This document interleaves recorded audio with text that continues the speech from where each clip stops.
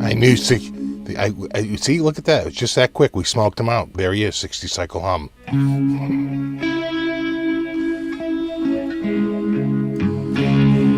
What's up, buddy?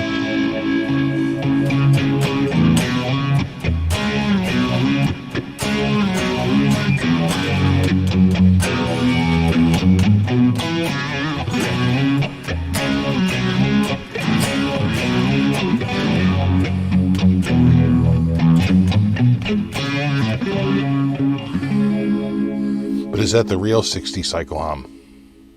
We have to come up with a question. We need some sort of test, a test of knowledge, a test of skill. Okay, what was something only the real Ryan would know? Okay, I'm coming up with something.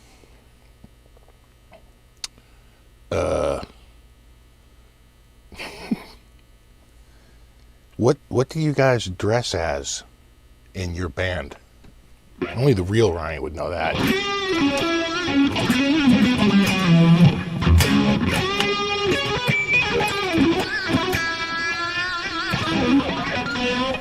What's up, guys?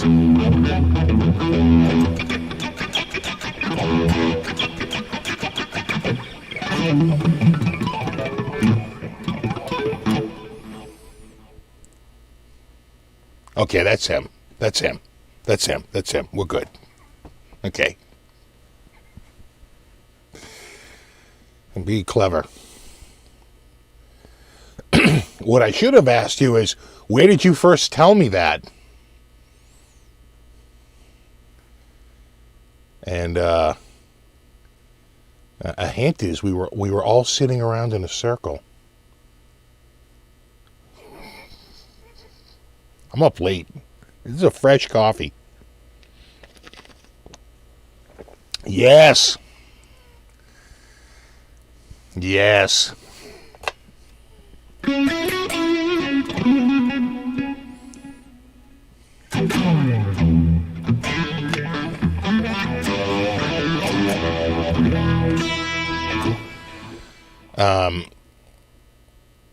Yeah, we were in that, isn't there a phone booth right there?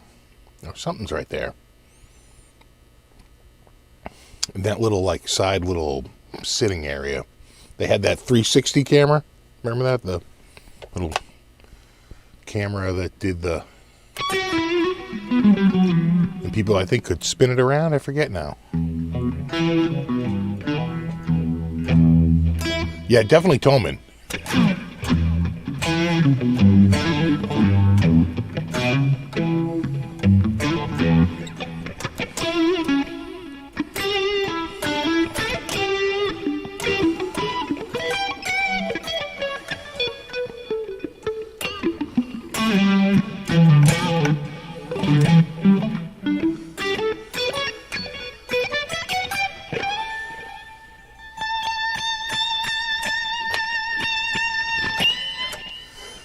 Chapman was there in a wizard costume. That's right. And we were hanging out at the bar. And I want to say Colin Scott was the only one brave enough to actually drink, I think, whiskey. Everyone else was drinking beer.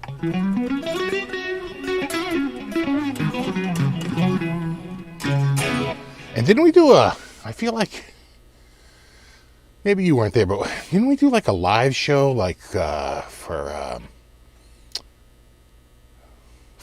China Mike? It, off in one of those back, there was a back hall. I haven't tried the Keely Ox Blood.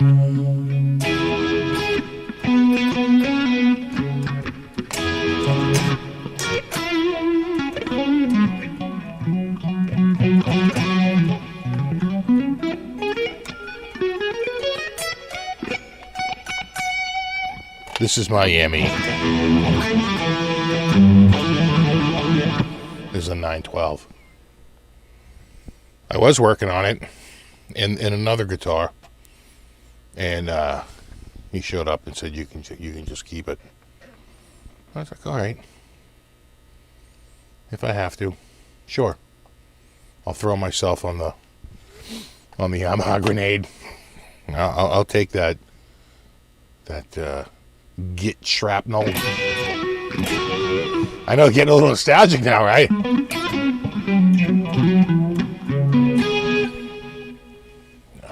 Did I have a... I mean, I don't want to get you too nostalgic, but I could have sworn... I'll double check here. No, that's not it. That's not it.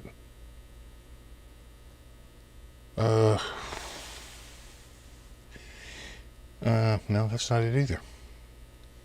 I want to say it was...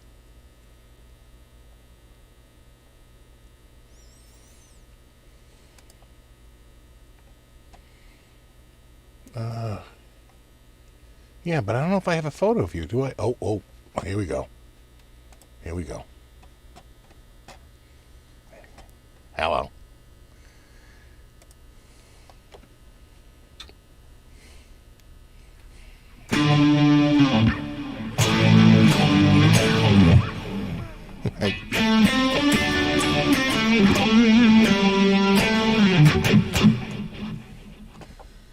This was the TGU 19 little photo album. Look at me. I'm pretty sure that's the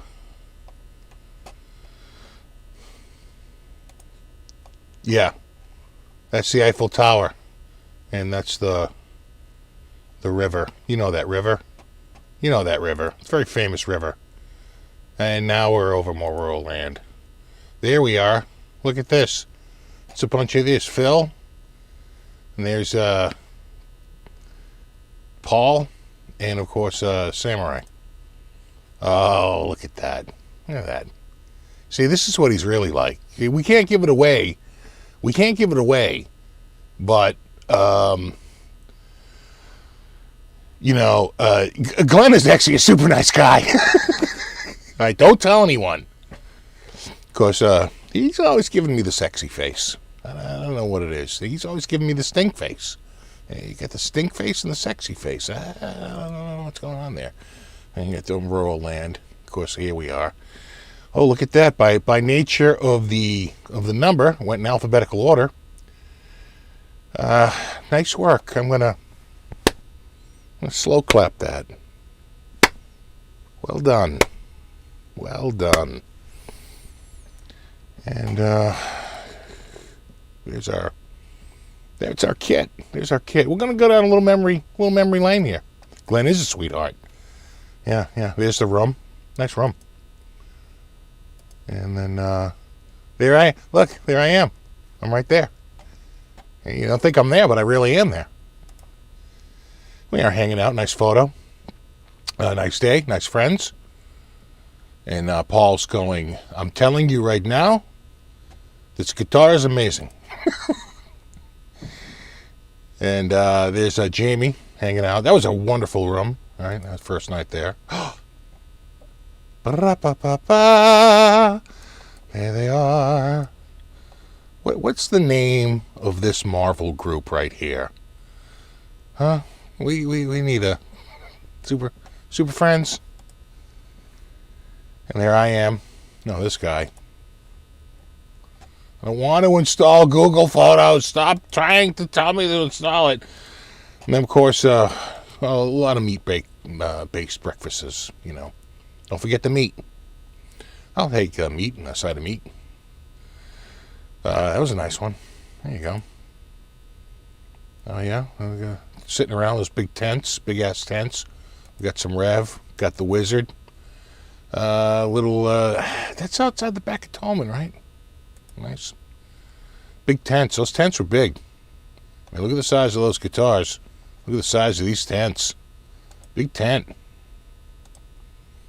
You got your Dan Electro. Look at this. It's an old-fashioned slideshow. And Ibby booth, Fender booth. Getting nostalgic yet? Getting nostalgic? You got your Fender custom shop there. Nice. And your other custom shop. There's me and Chappie. And that's dawn outside of my bedroom, my hotel window. It was nice. I like getting up when the sun gets up. When I'm over there, and it's like a 5-hour difference. A little easier. And then, of course, out back, it was nice out there. Went out there, and there's that's the castle attached to the hotel, but the hotel is actually really to the right, and that's behind it. Kind of nice. There's really the hotel, right? You can see it's sort of attached there. This is like the dining area here. Me and Adam, the jam night, the function room. Just a bunch of drunks, let's face it. You know, very, very drunk.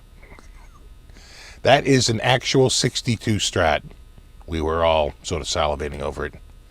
So yes, all laying hands on it, trying to get its mojo. It didn't work. A little bit of the jam band. You know, there's the Phil and Max. It's Phil Max. It's Max Phil. I don't know. We'll come up with some name. It's a duo. There's me and China Mike, and there's outside, and everybody's out front, and there's Glenn and Pete, and you know those guys. He's going, oh yeah, oh yeah, oh yeah, oh yeah. I think I was off to the side yelling, fight, fight. Didn't happen. Nice day on there. And he says, doing a little filming out there, out by the water. That's the pedal dudes. And let's get to the real stuff, okay? They were well stocked. A plus for stocking. And again, this just goes to show you the size of the tents. We'll zoom in right here to Celeb Cam. And of course you got Dan, and that is the hottest young guitar player out there, Chris Buck. We hung out for a night in the hotel because we missed all our flights getting out of there. Had terrible weather on the way up to Amsterdam. There's me and Pete. Here's a group. There you go. Look at him. Look at him. He's like, pretend you're enjoying this. Pretend you're having fun. Let me put words in your mouth. He says, and then I said to him, oh yeah? And he said, yeah. And you're like, that's great story, bro.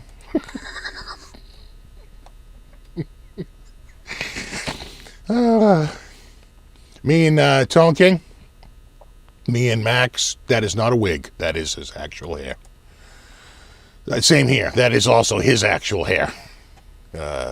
Me and Jay.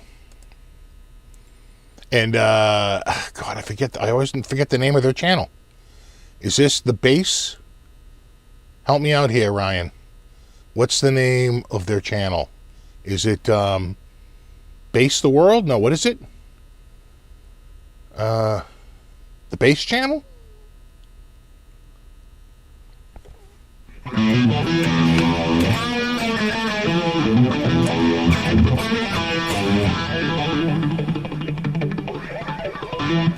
Oh, the guitar geek. Oh, look who's here. Whoa. Now, this is a party. Okay, this is again, what are we naming this team? And I will hand it to Samurai for being just so cognizant. You know, he's so tall, and so is Adam Neely. A lot of people don't realize Adam Neely's a pretty tall guy too. He knew he had the foresight to move forward to appear larger in the image. Because Paul's really tall. I'm gonna say Paul is what, 6'2", 6'3", maybe even 6'4". He's probably a good, because I'm 6, and he's, I think, even a little taller than me, and he's definitely taller than me.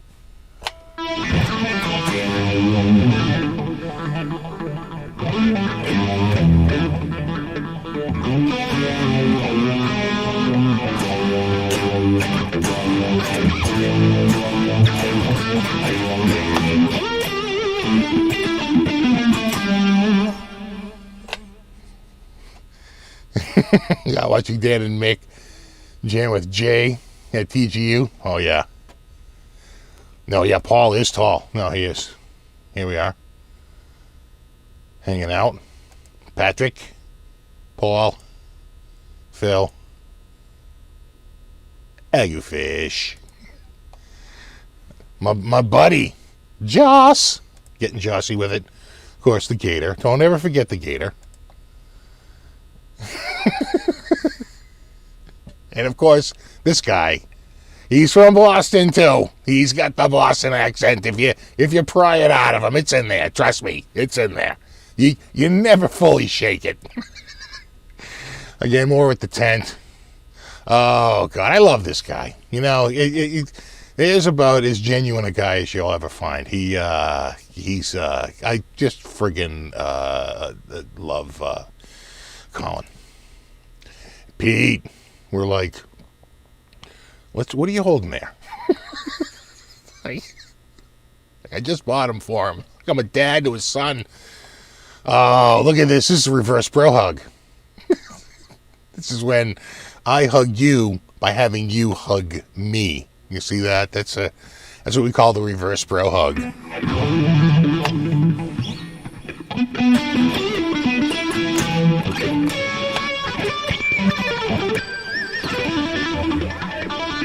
Making pancakes, nice. I'll try to keep it rated R or less. If I can. Like, you're not making it easy on me here. Yes, there is that's quite a photo. Look at that. This is stunning. What a specimen. Look at this guy. And you're just starting. You're make no mistake. That hair could be out here at this point. We're not quite sure, but it's getting. See, this is the area. I told you there's a phone booth. You know, we are hanging out front. A little hangout. Oh, good, Kafir. He's awesome too. He was great hanging out at Spirit Con.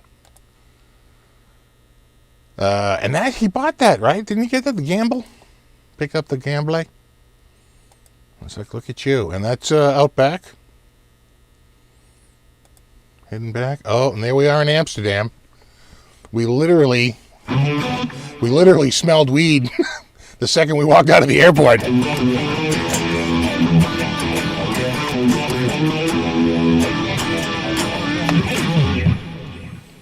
Yeah.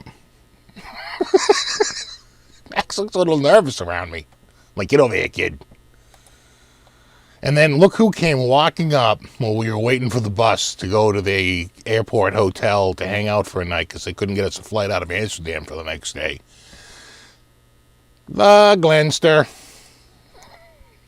There I am in the lobby of the hotel in Amsterdam going, we're stuck here for the night, bro. But I have to say, the room they gave us was pretty sweet. That's a pretty nice room in Amsterdam. It's like a suite. It was quite nice. And listen, I can't defend this. That's chicken nuggets covered in chocolate sauce from the chocolate fountain. I'm going to blame Max on that one. He shot the idea out there. Everybody was like, yeah, that sounds amazing. I didn't try it. They all said it sucked. It did not work. They thought it was going to be sweet mixed with savory. They thought it was going to be like this amazing thing. This is from the buffet at the overnight stay from the holdover in Amsterdam. And that's one of my lovely drinks I had that night. Actually, the drinks are pretty good. And it's like 10:30 at night, and I don't know if you can see it. It's still sunny out because it's like June in Amsterdam. And there we are leaving the next morning. And there I am waiting to get on my flight. And then I got on my flight and that was my row. and I said, I can now die a happy man. Look at this. Are you seeing this? Is everyone else seeing what I'm seeing? When do you get on a flight? This is like it's about a 6-hour flight. I was going to say it might be a little shorter because we're coming out of Amsterdam. We already flew up a little bit. But it's still like, I think it's a 6-hour flight. So I was pretty happy about it. Unfortunately, we had a little screaming toddler and with his mom. And as soon as we leveled out and they ringy-dinged the seat light belt, light off, the woman came up, one of the flight attendants was like, "Oh, there's plenty of room over here." And the toddler went here, and she went here. And for a few hours of that flight, that toddler was here on me. She kept going, "I'm so sorry. I'm so sorry." I'm like, "He's fine. He's fine."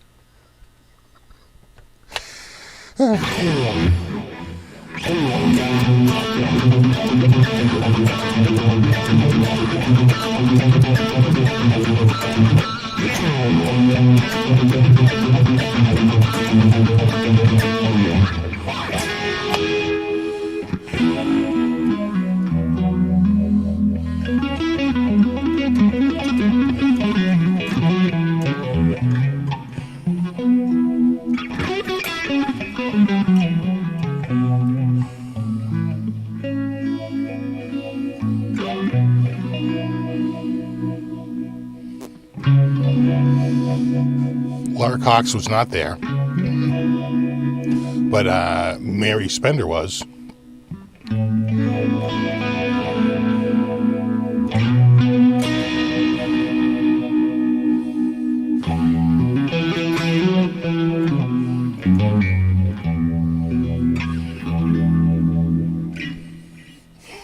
Like an ambulance Dodge Caravan.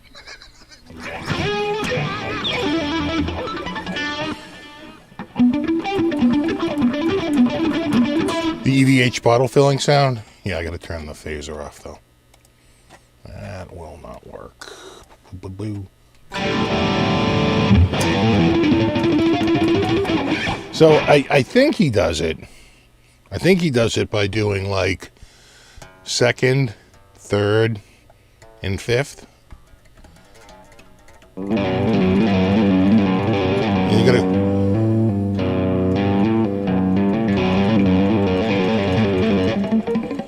You gotta move your palm up,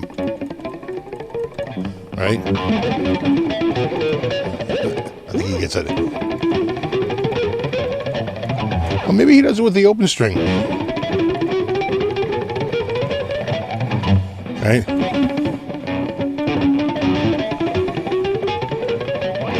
It's a little tricky. That's a tricky one. I mean, you could do two. Doesn't really feel like that. I gotta take this wristband off. It's choking off my blood supply.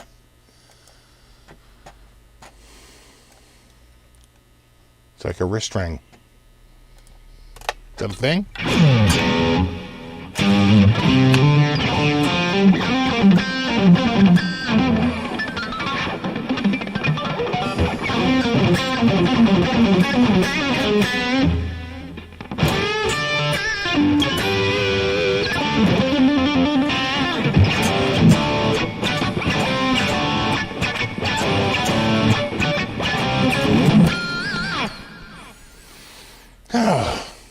So after we did the show tonight, the earlier show, the real show, not this late night shit. I watched the South Park thingamabob post-COVID special. I loved it. I friggin' loved it. My wife was like, meh. Two very different reviews. Well, that's a good one.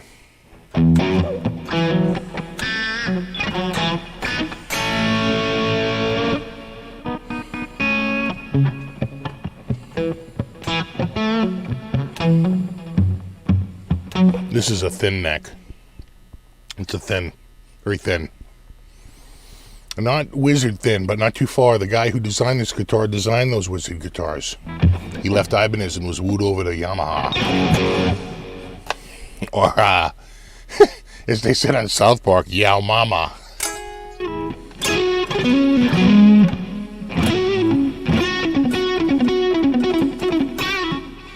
What do I use to clean the fingerboard on the guitars? I generally use I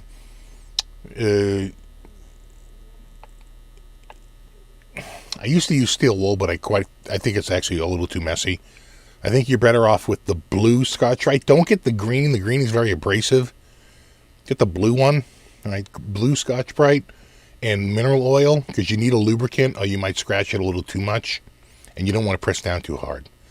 The other thing you can get is there's a lot of like scrapers and pry bars that they use for. It's called like a cell phone repair kit.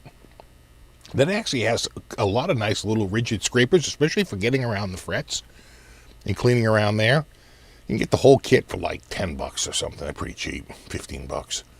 And comes with a whole bunch of stuff, all kinds of rigid plastic scrapers and pry bars. And I use them quite a lot, frankly, to open up quote-unquote non-serviceable laptops. That means, you're not supposed to open it up, but how else are you going to get in it? And I've upgraded a few quote-unquote non-serviceable laptops by using those little plastic pry bars. They're really good at scraping the fretboard without scraping it. Other than that, I just tend to use mineral oil as a lube and just a cloth to buff it out. Usually comes out pretty good. I'm using the Sumatran blend right now. They're all out of the friggin' Starbucks right now. All they have is the winter blend, which is garbage. You might as well just, piss in a cup. You want to call that coffee? Please. How dare you? That's like a medium blend, the Christmas blend. It's a joke. No, we get the Sumatran, and we have like 2 bags of that. They had a whole pallet of it because they must not be able to get the French roast. So we're waiting for French roast to come back in. Last time I went to Costco, though, it was like downtown Calcutta. It was like people were standing practically shoulder to shoulder in that place. Couldn't find a parking spot. It was a goddamn nightmare. It was pretty busy. Pretty busy.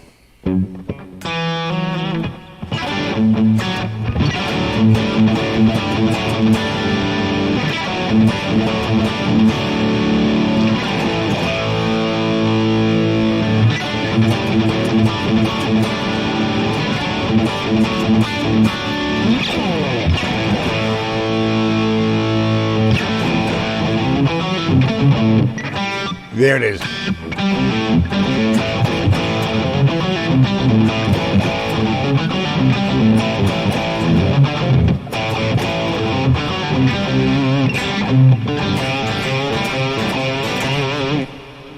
Something like that. Can I cure your blindness? Sure. You're good. Some people claim to do that exact thing.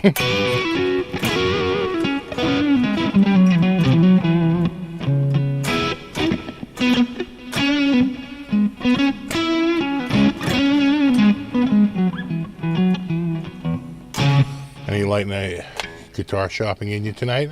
I don't know. I mean, I've already looked on Guitar Center today. There wasn't a lot going on there.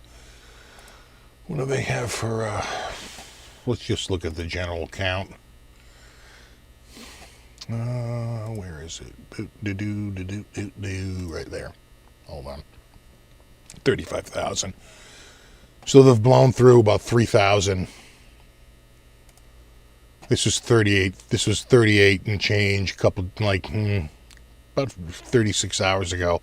I swear to God, I don't think the stock updated today. Though they did have the new PRS. What was it? Was it under guitars? Could have sworn I saw yeah, there it is. Got to get that guitar. All right, and then you go to like, all right, and then you,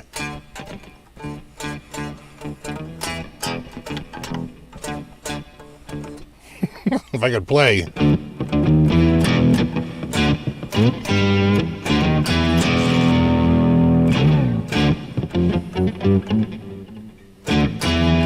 Do it neat.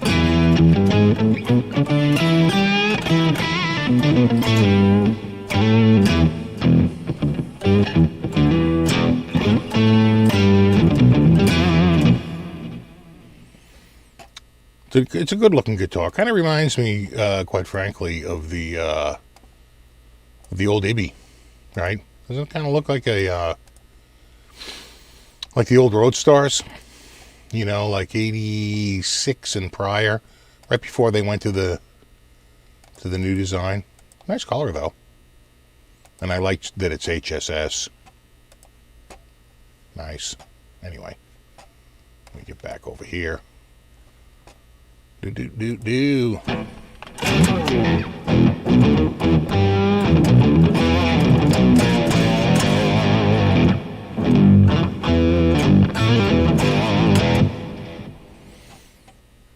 What else do they have here? Do. Anything good? Electrics. I missed out. I was talking about it earlier. I missed out on a friggin' pretty much a custom shop SG for like $1,200.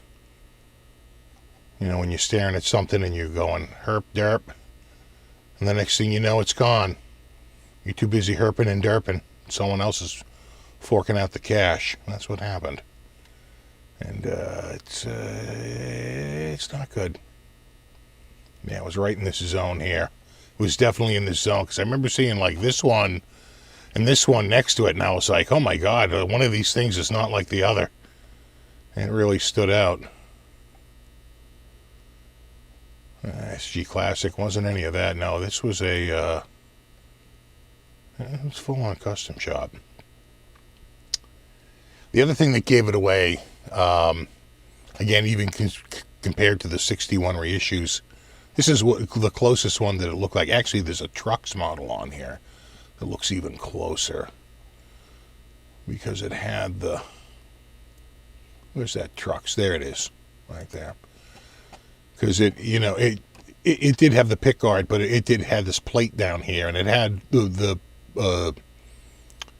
trem, but the trem arm was missing, you know. But instead of saying Derek Trucks right there, it said Les Paul.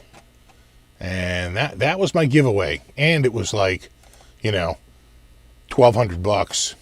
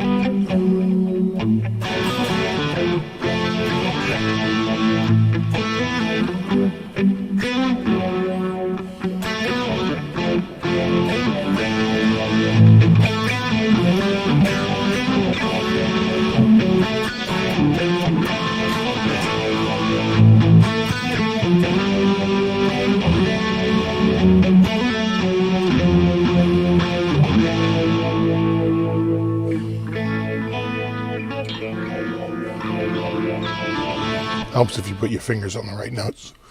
All right, hold on. I got to move this out of the way because I can't see any of the comments. What I think of the Ibanez RG made in Japan for $9.99. New price $9.99. That's a great deal.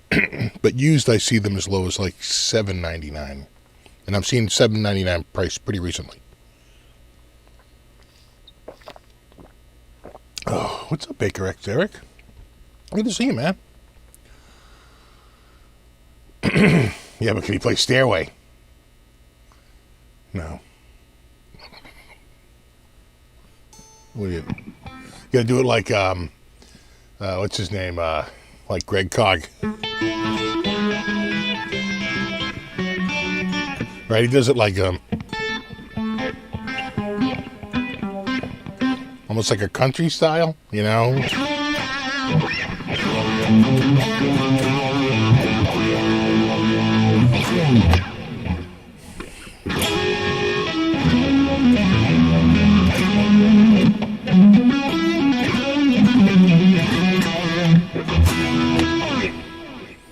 Yeah, I think the Pacific is sounding good too. It's got DiMarzio pickups in it. I think a good part of it is the old DiMarzios.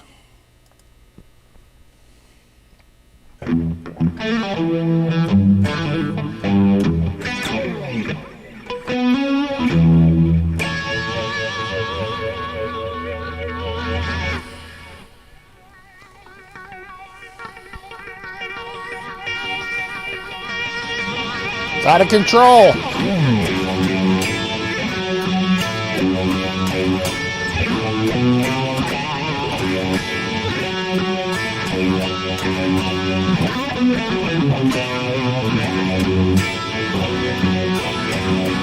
Thanks, man.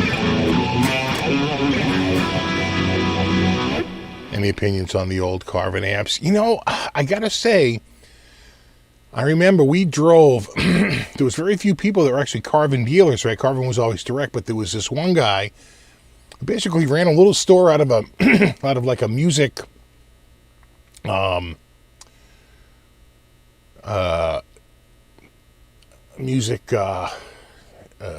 rehearsal complex, right? There's a guy who wore a Ask Me About Herbalife button.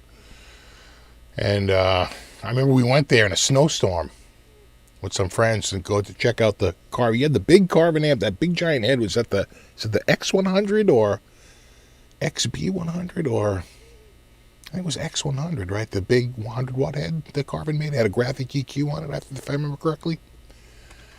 But buddy. Yeah. But the distortion wasn't that great. You probably had to really crank that amp.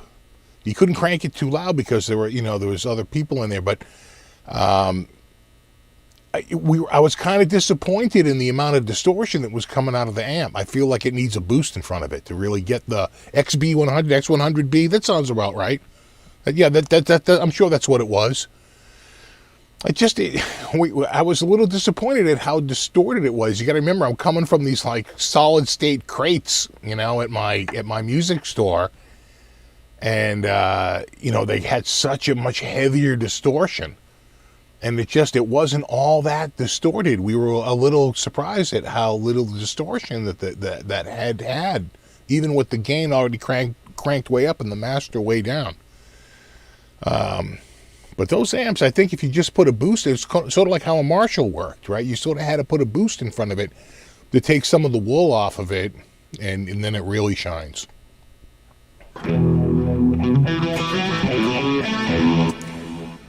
It was right around the time I was using them because he did a flexi disc. Well, the reason why we went is because we heard him on the flexi disc. He did a flexi disc in the Guitar Player magazine. And so it would tear out, had a little hole in the center. You'd put it on your record player, your turntable, and you could listen to this demo, right, on your flexi disc. And it was that what is it?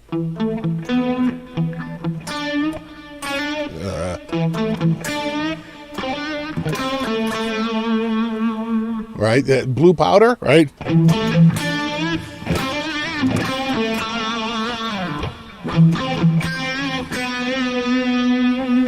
Right.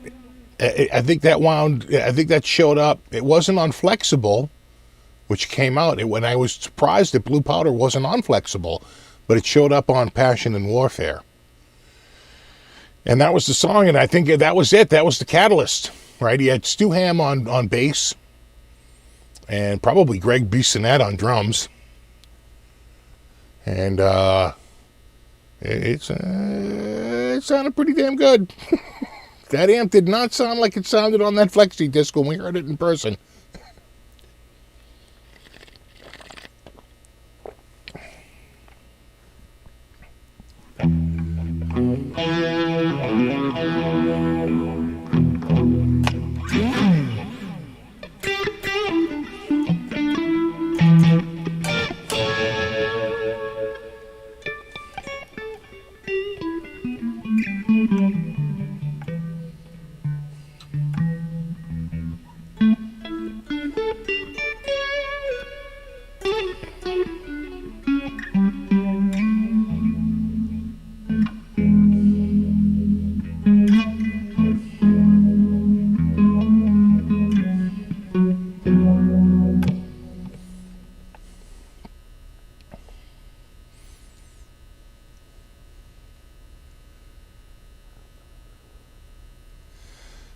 That's how you were introduced to Racer X, or the flexi disc, you know.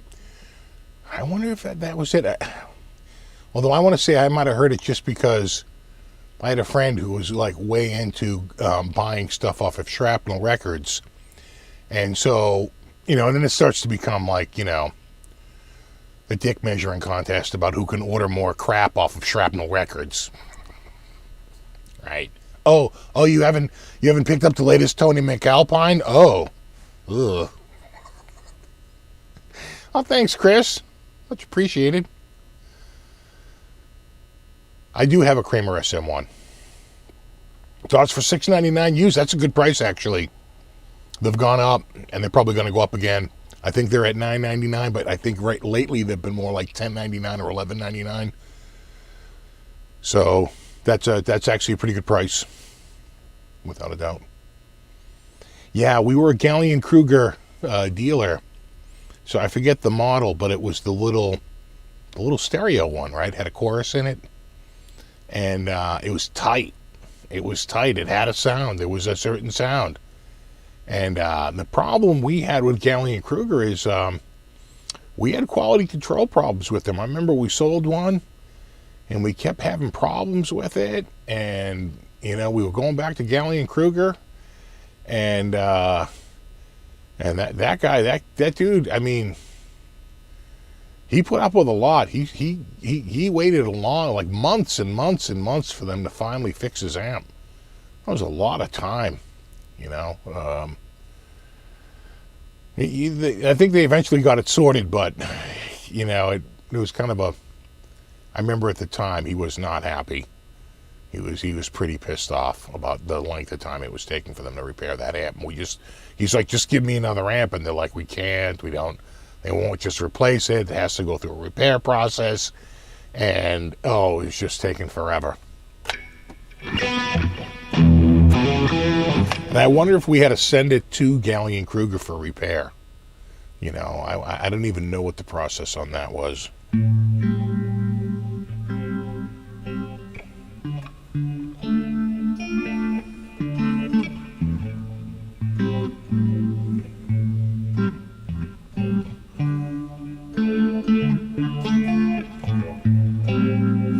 Yeah, the orange SM1 looks really nice. And the blue, too. I've seen them both in person.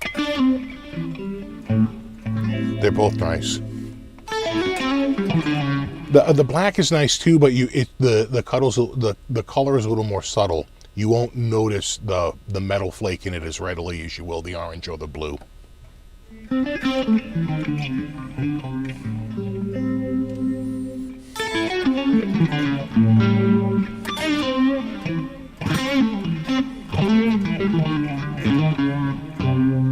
Still want a double cassette player. I had one.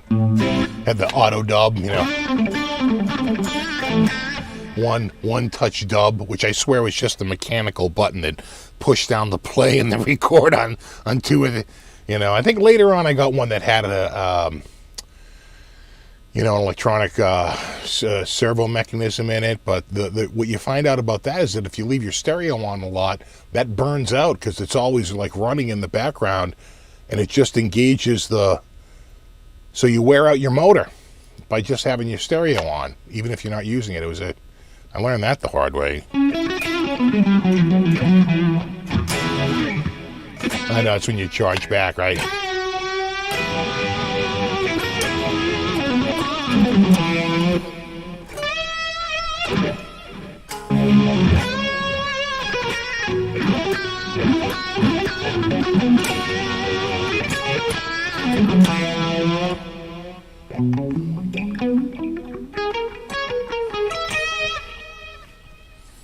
Pioneer had this single touch stub with auto reverse, yeah. Yeah, I forget what I had. I doubt it was Pioneer. It was probably like TIAC. I don't think Tascam. I think Tascam was still. This was not. It was commercial. What was the commercial one? Was it Tascam? I thought it was TIAC. I forget now.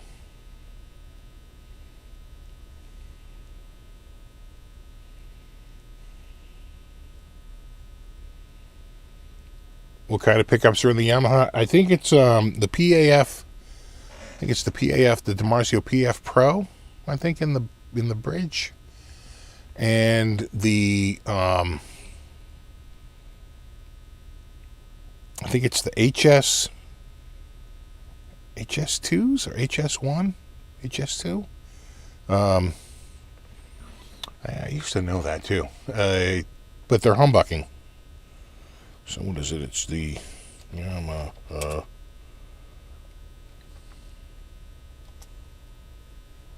12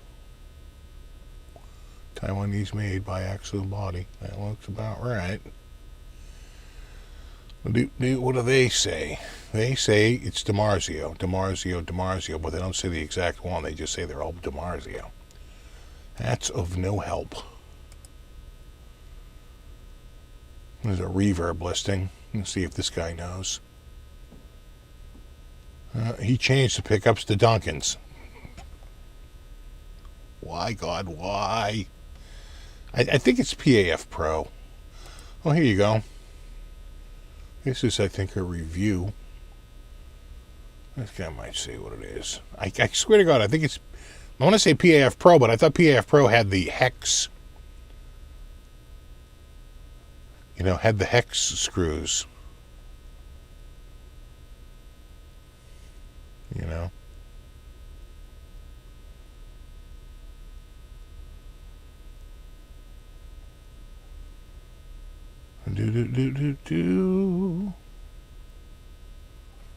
Again, they say it's got DiMarzio pickups, but no one says what they are.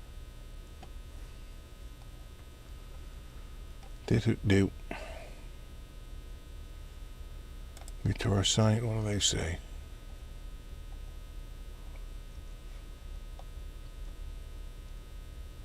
I heard that that some of these parts were made by Warmouth. And they'd actually ship them over. They'd be assembled in Taiwan.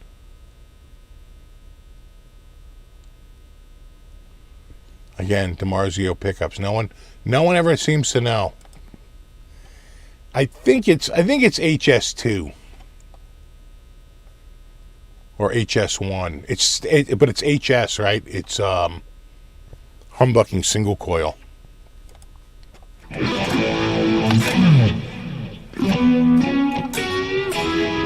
Have a good one, David.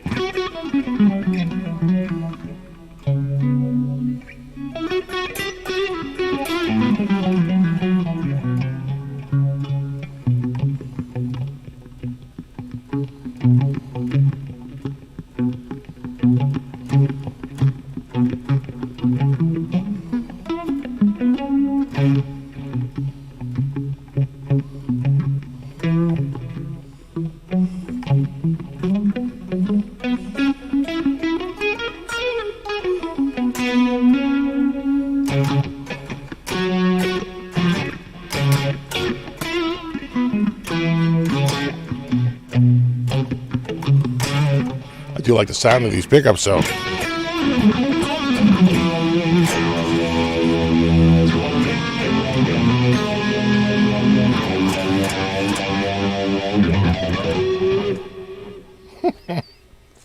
Waka-taka-taka-do.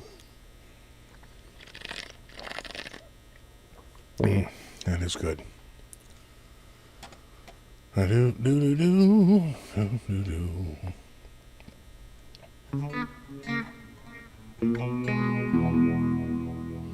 Favorite interval? Sixes are good.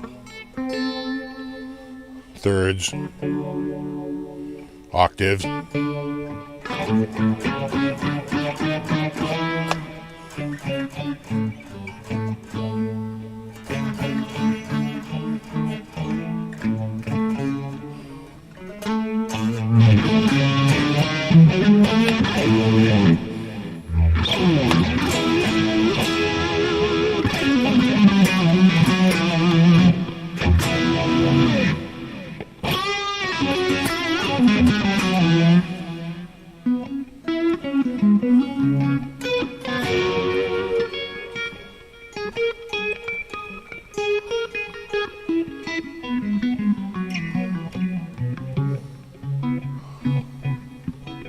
Yeah, I'm doing it's kind of a Hendrix thing because it was Hendrix's birthday.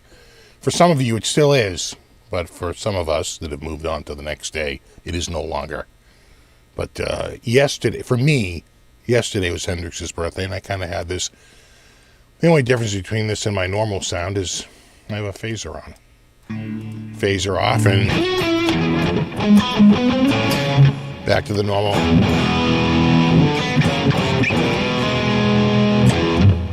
I had this octave.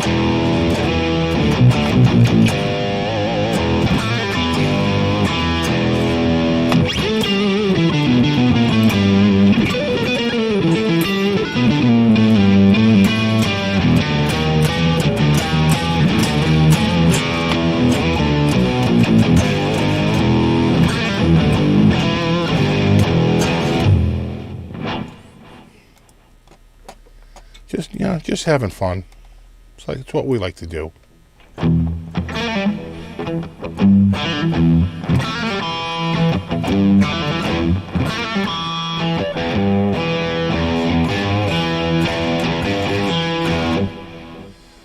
I haven't had an experience with LTD. I did own an ESP, but the neck was a little chunky on it. It was a long time ago, late 80s. So it's hard to compare, what that was then to what they have now. It's a very different feel, I'm sure. Although, quite frankly, all those late 80s Kramers were all ESPs.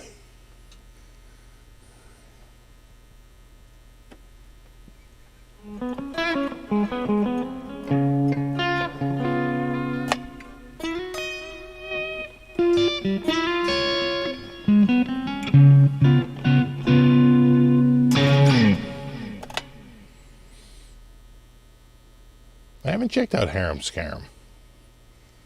I'll check them out, though. Oh, yeah, Manchester Music Mill. Up in, that's Manchester, New Hampshire, right?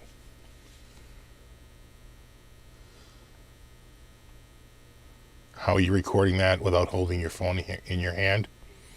Well, not all cams are on phones.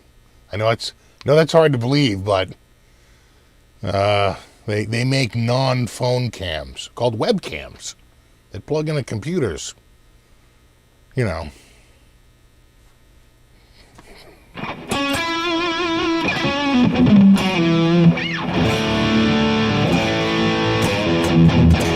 Yeah, Kramer pretty much became ESP. I think the crossover started in like 86 with the necks, and then went full on bodies by like 87. By 87, it was pretty much Kramer was ESP, and they started to call it Kramer. They stopped saying Made in USA, and they just named them Kramer Americans, and they had the address on it.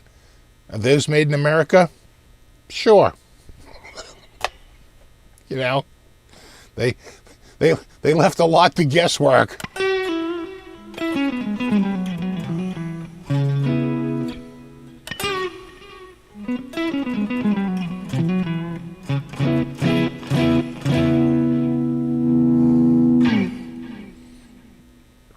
You're so metal, you don't know what blues even is. Yeah.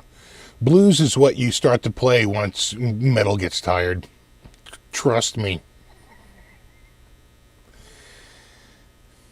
Have I ever met Rob Chapman? Let me see. Hold on.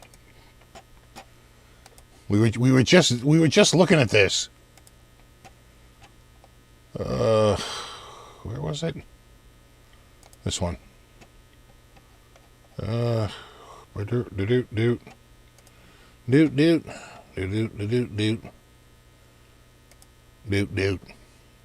Sure.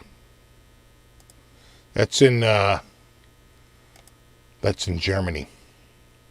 You can tell because of the brick. It's got the old brick. That's not it. It's probably on the other side of that. No. Well, there it is. There's a little bit of Germany. That's in the morning. Yep, the Wizard.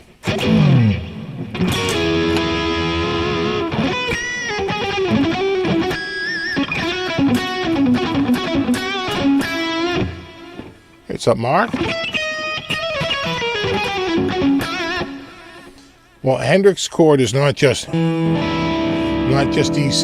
an E7 with that note, no flat 9 or sharp 9, right? Because here's the 9 and sharp 9.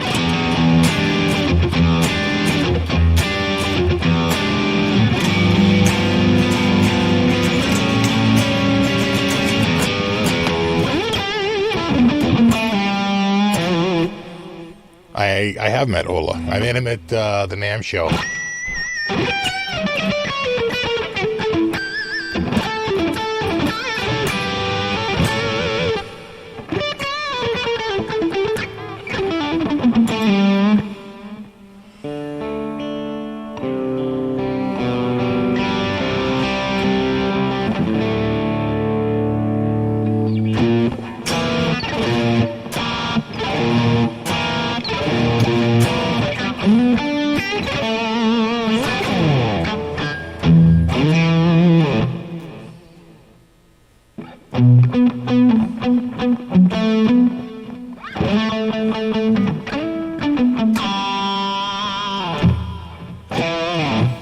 It's also down here. All right.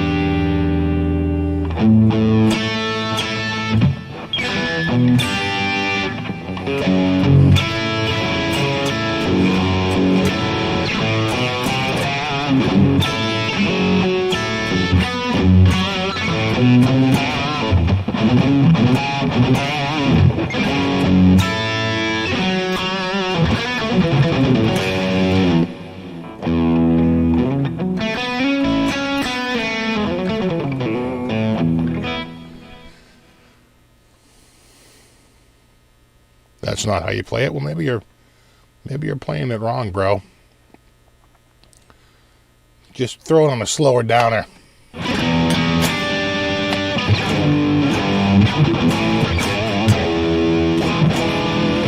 Well, E minor 7 add 9. It's not a minor chord. It's a major chord.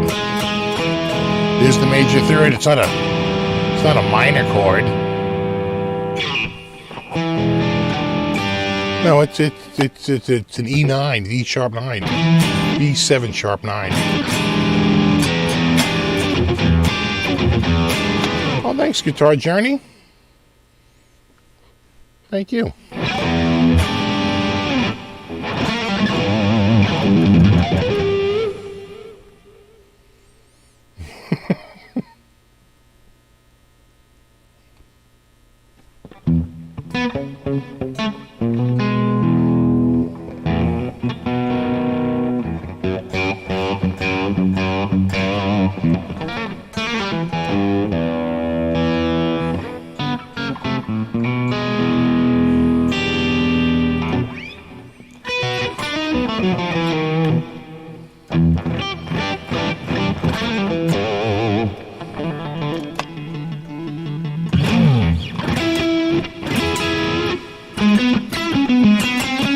If you're doing it for me, Robin, don't bother.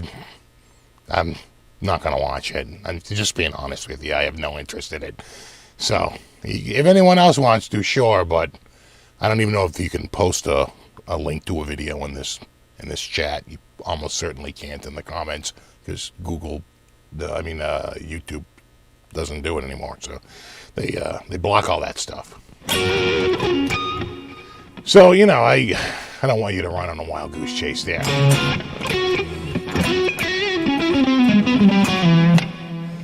Tonight I'm using the it's that Brit 87, the DOD YJM 308 with the Brit 87. It's that one. I had the phaser going earlier. I kind of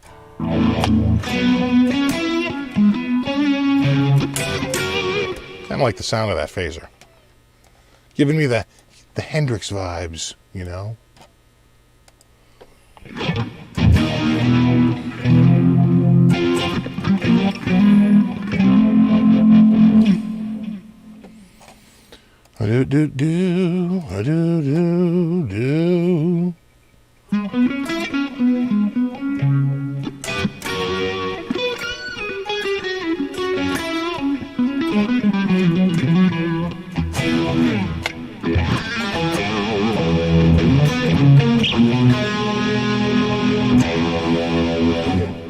Is that guitar rig you're using? No, it's THU, which we were mentioning earlier.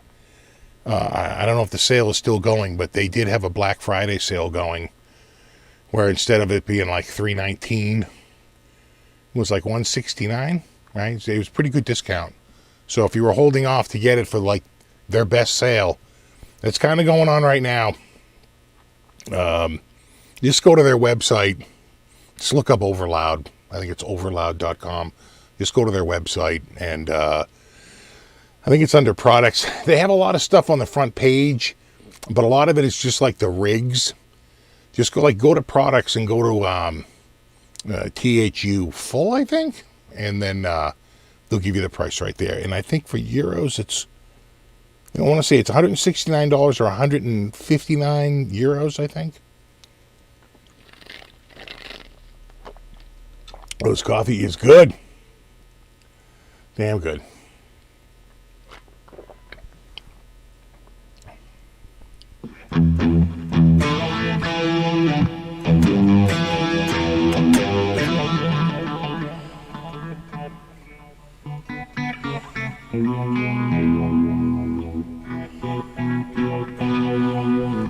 You're back to the one that I know exactly, right, Terry? This is the one that actually sounds like a friggin' Univibe.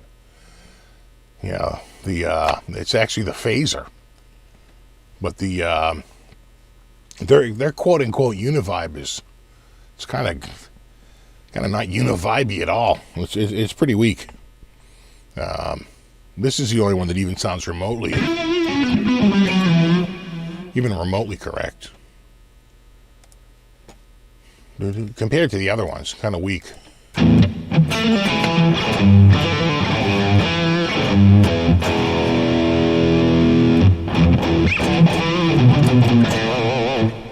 Wah, wah, wah. All right, we'll go a little longer, and then it'll be time for bed. At some point, it'll be time for bed.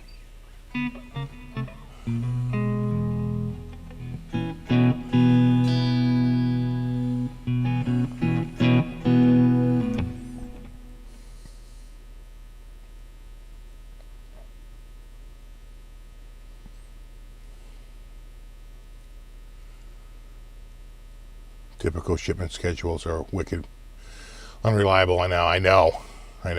It's been a little tricky. But when's the last time I played live? I'm kind of playing live right now, bro. Wait, I get that during my live shows. When's the last time you played live? 1 second ago. Like in front of an audience, like in a venue. I don't know, 2013,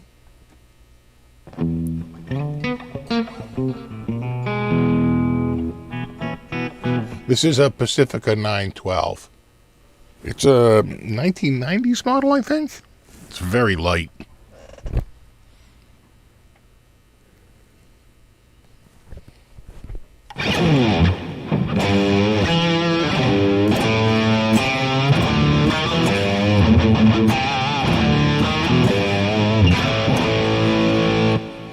Yeah, it's deep fake SFB. What a waste.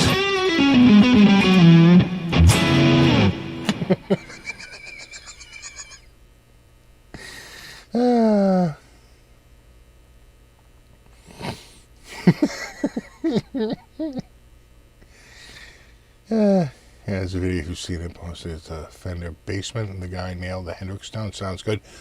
I'm sure. In fact, I played Fender amps for years. I had a Twin, I had a Princeton, and then I had like the Super 60s. I think it was a rack head. I had two of them, and I ran them in stereo. So I had like a preamp, and then like stereo effects, and then into dual like Fender Super 60 rack heads. And I would just go into the power amp in. I would bypass all of the preamp and just go into the power amp in on the effects return. And I controlled the volume with the preamp on my preamp on my that went in before the effects switch. I might have had a PV. And it was a sound. It was a rig. It worked. Overly complicated. But yeah, no, I had a Fender Twin for a while, longest time.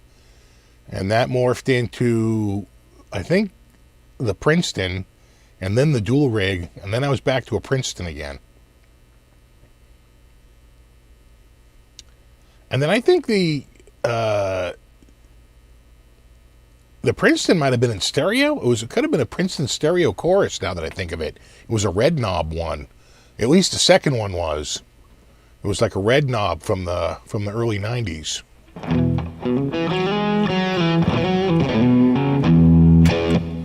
When I think about the pickups in the Les Paul Classic, I like them. I like them a lot.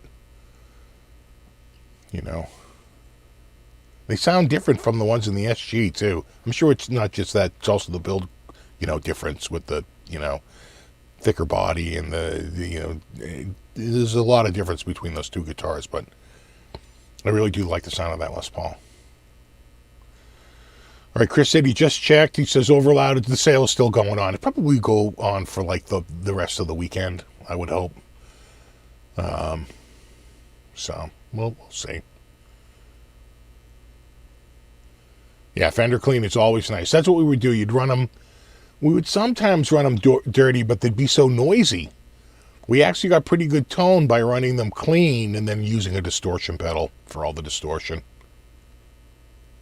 Then it wasn't quite so bad. You could turn your distortion pedal off and it wouldn't be, in the background pretty much nonstop on a friggin'. How many watts is the Fender Twin? Is it 100 watt, I think, is the Twin? The Twins are 100, right? 100 or are they 120? No, they're 100, I think, right? Fender Twin?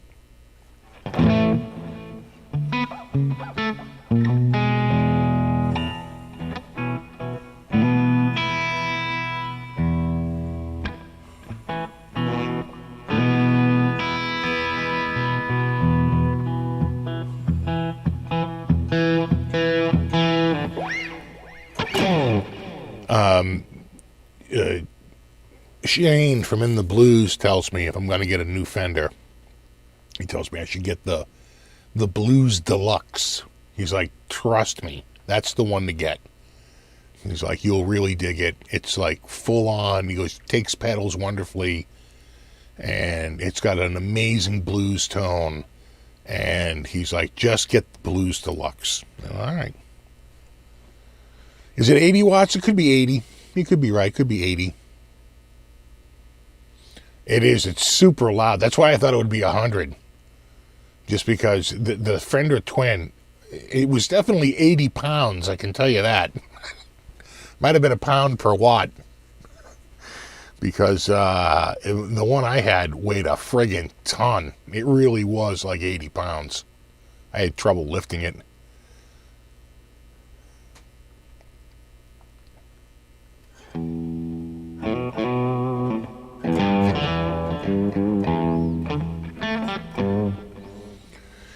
Any favorite guitar players in the last 10 years? Yeah, I like Chris Buck. He's one of my favorites. I think he has an insight into playing over chords that's rare among the young dudes. And so Chris Buck is definitely one I really like. And then Mark Lettieri, Letta something. He's really good. Love his funk chops, his jazz chops. Again, when you listen to him and he plays over chord changes, you can hear he's really trying to work those changes to the best, ability to work in with the chords. I'd say those two. Of course, Martin Miller. Love Martin. Love his playing. But I'd say the one I kind of like the most is sort of Chris Buck. Really been digging his stuff.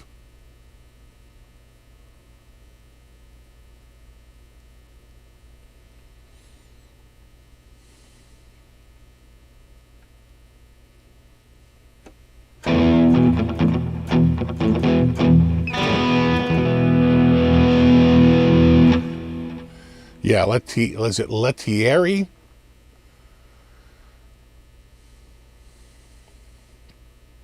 He's again he shows over and over again that he really has a command of the instrument, and he works over the chords. It's funny because you hear the difference. You really do.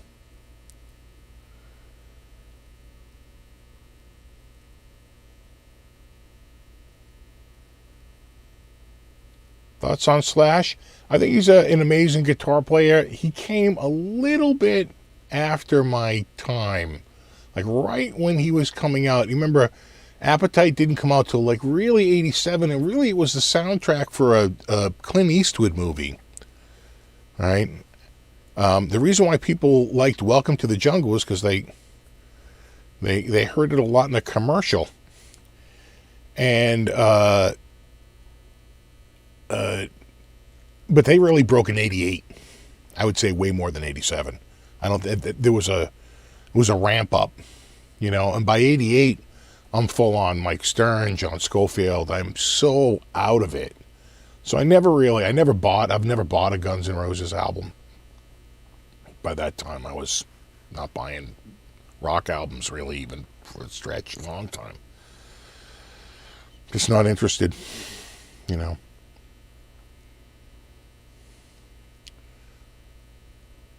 Have a good one, Monty. Thanks for hanging out, buddy. I know it's getting late. It's almost 3 a.m. here.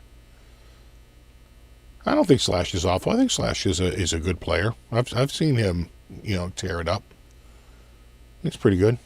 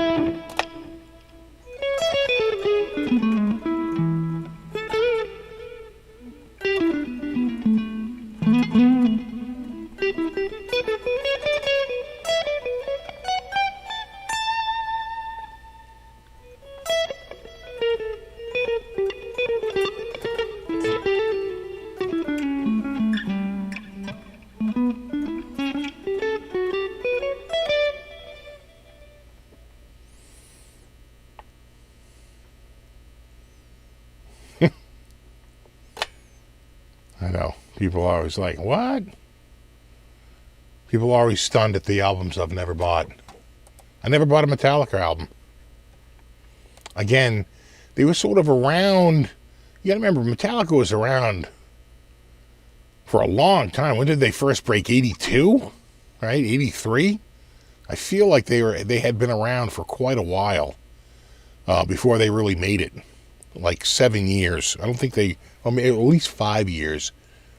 I want to say they really didn't make it. I didn't really hear them on the radio until like, I want to say 87 or 88. Again, right around the time. I want to say 87 at the earliest. Before that, they were rarely found on the radio. Very rarely. They might have had like a thrash night on some station. They would play, all the thrash bands. But for the most part, didn't get a lot of airplay around here. Unlike all the hair metal bands, which were in heavy rotation.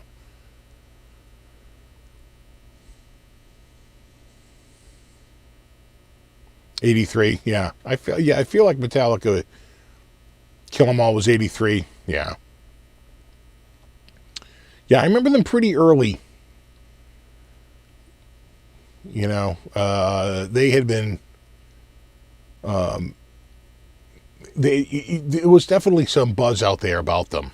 But again, I don't really remember them hitting the radio, actually being a thing where they got airplay until it was before that. It was all quote unquote underground until about '87. That sounds about right. And it was probably One. Was that out in '87? Was that, or did they have a heavier tune first, then followed by the ballad? I want to say they broke with the ballad.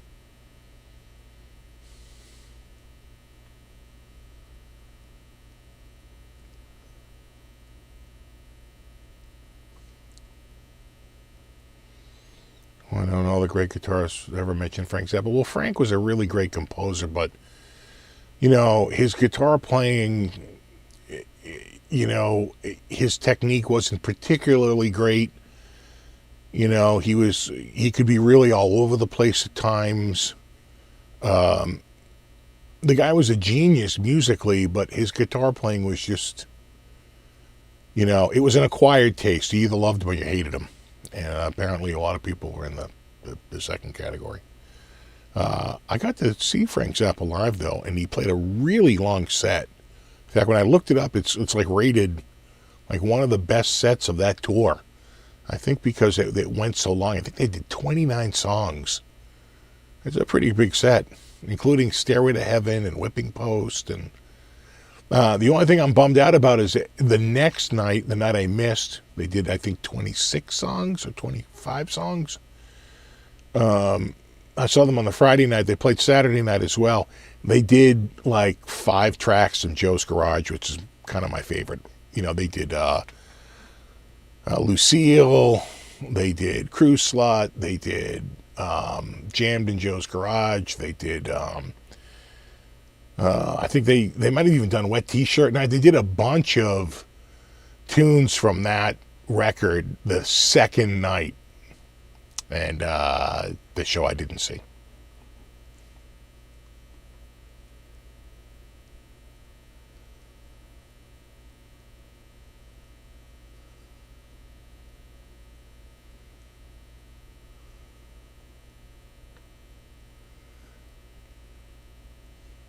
Yeah, I saw Frank live.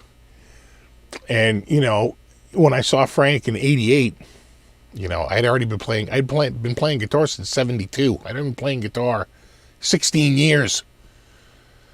So, I felt like I knew a little bit about guitar at that point. And, again, Frank, when you hear his playing, he really is. His lines are kind of frantic. You know what I'm talking. He played very much like, he reminded me of Coltrane, and that it was sort of sheets of sound. Again, having seen that show and watched them live, he played a lot of guitar that night. In fact, I heard on this particular tour, he was really playing a lot of guitar because I think it was either his last or his second to last tour. This is '88. Right? He passed away in 93 or 94? So, and I don't think he toured in the last 2 years. So maybe that tour was 88 through like 90. That might have been his last tour. And he played guitar all night. Like, he had extended jam solos, trust me.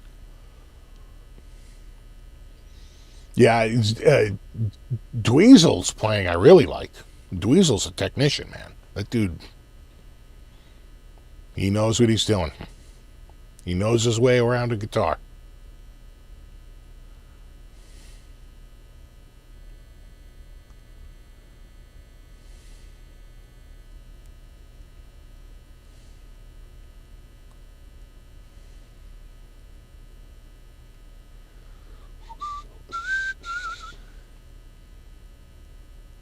I'm not that old. I was born in 66. I'm, 50, 55?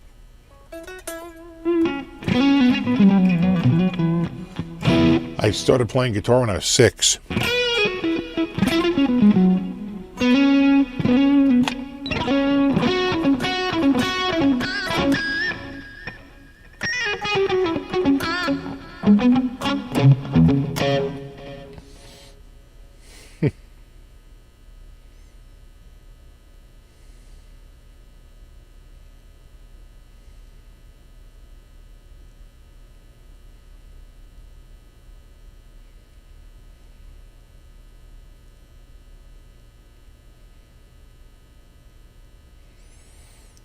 Thoughts on using your pinky? Yeah.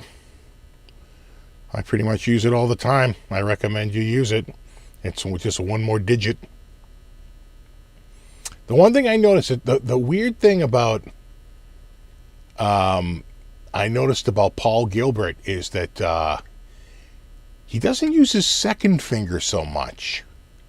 I've watched a lot of his stuff on, like Instagram and, on YouTube and Facebook, and he really does favor a 1-3-4 run. It's sort of interesting. I wonder if it's because his second finger's so long.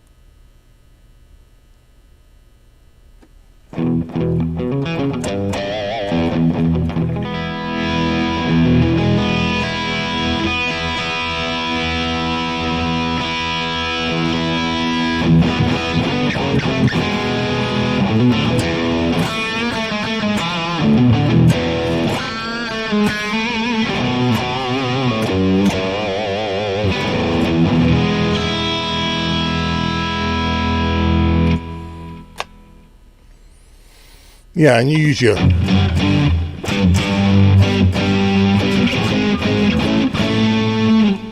thumb once in a while. But I rather use my second finger. Then it's easier. Oh, I do power chords with the pinky all the time.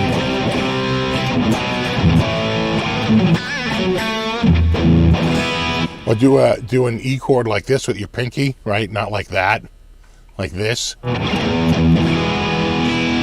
are like, "What are you doing?" They're like, "It's 2-3-1." I'm like, "No, it's 3-4-2."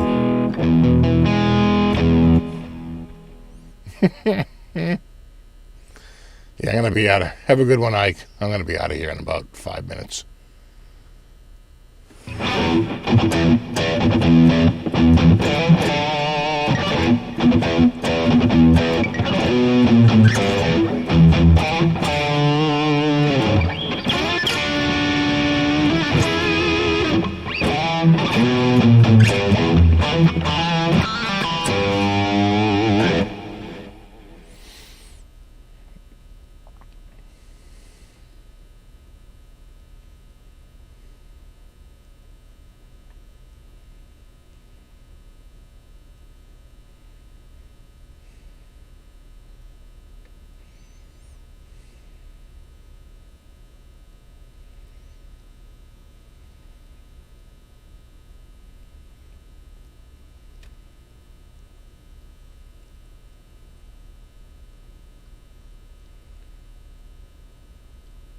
Thanks, Cerise.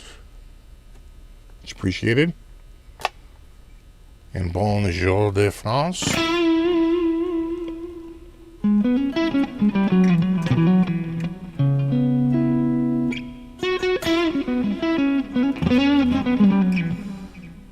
What's up, Quentin?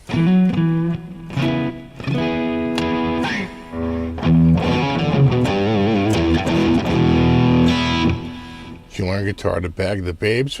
You know, I think there was probably a little bit of that back then, right? Because I wasn't really a jock dude, so it's like, what do you know, what extracurricular activity do you have that's kind of cool? I went with the guitar thing. You know, scored another MIM Strat for $3.99. That's a good deal, man. That's real good. For a while, the longest time, $3.99 just would have been okay, and $2.99 would have been the score. But lately, $3.99 is now the score, and $4.99 is just sort of the okay price. Everything's sort of jumped up about $100, at least for now. We'll see. People will get sick of, there's a lot of guitar sales in the last 18 months. A ton of guitar sales. So at some point, I think it might wear off and we might see a flood of instruments on the used market. But it's probably going to take a little while. Yeah, probably another 24 to 36 months.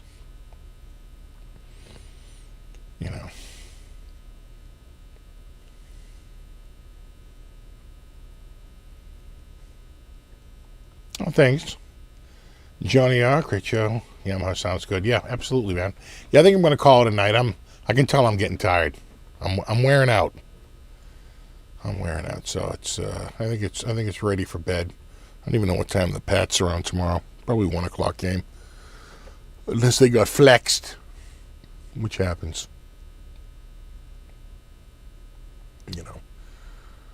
Guitar Center used in February and March. Although you got to be careful in March because people are starting to get their taxes back, and people are out. People are hunting. People are out there looking for guitars. Because they just got an influx of mad money, right, with their refunds. So you will definitely see an uptick in sales around March, April. Not so much February. It's like a lag time, but definitely March. March and April are the two big months, I think, for stiff competition on the used guitar market. Keep that in mind. One of the best times is sort of right now, because people don't want to buy guitar, not a used guitar as a gift. New guitar is different, but not really so much a used guitar as a gift, except for yourself. So, just saying. Now, this time, the fall right around Christmas is actually one of the, because I know people that list guitars and they're like, man, I can't get any sales. They're like, it's the bad time of the year to sell. You're much better off to list it in early March. And it's true. It's absolutely true. Well, something to think about. All right, dudes. Have a great night. And I'll see you in a week. There you go. All right. There you have it. And have a good one. And there you go. All right. Later.